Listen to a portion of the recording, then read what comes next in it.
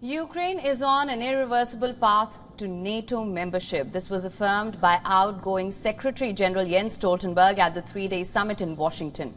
Now, NATO members who are favouring a faster membership track for Ukraine included the word irreversible in the joint declaration to demonstrate that Kyiv has moved closer to entry into the alliance since last year's summit.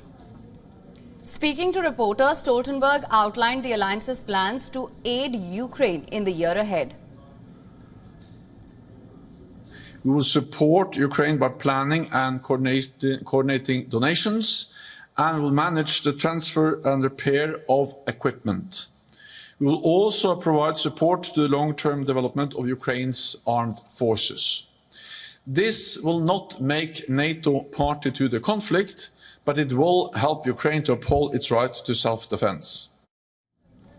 NATO pledged a $43 billion worth of military aid to Ukraine in 2025.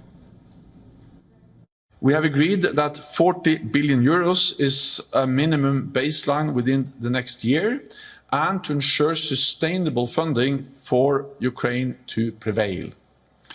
We also agreed to review this at our summit in 2025, not least to ensure it continues to meet Ukraine's needs.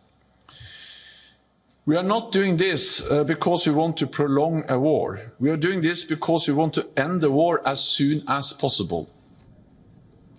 In a big boost for Ukraine, US, Netherlands and Denmark announced the first NATO-provided F-16s were on their way to Kyiv and would be flying this summer following months of preparations. Now, during the summit, NATO gave a stern warning to China over its alleged assistance to Russia in the war against Ukraine. In a joint declaration, the 32-member military alliance squarely blamed Beijing for fueling Moscow's aggression against Kyiv.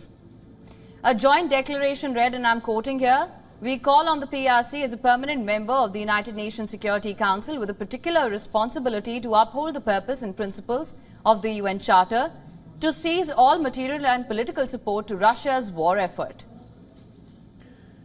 Meanwhile, another familiar yet unpredictable challenge lies ahead of NATO, the possibility of another US administration led by Donald Trump. The Republican Party's nominee has consistently sent mixed signals about his commitment to collective defense.